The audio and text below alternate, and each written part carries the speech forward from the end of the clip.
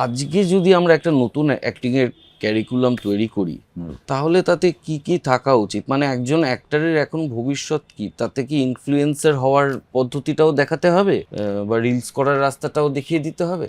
Any kind of learning is not for that thing. তুমি আগে বললে না বিদ্যার্থী, it's a gift by my father. Learn, if you are ready to learn, you can learn anything.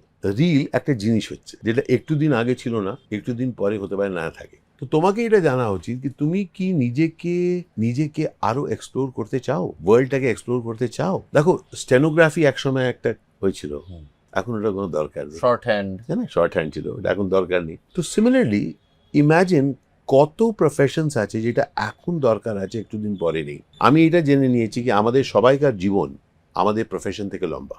Learning is the কি। Learning এ তুমি নিজেকে role করতে পারো।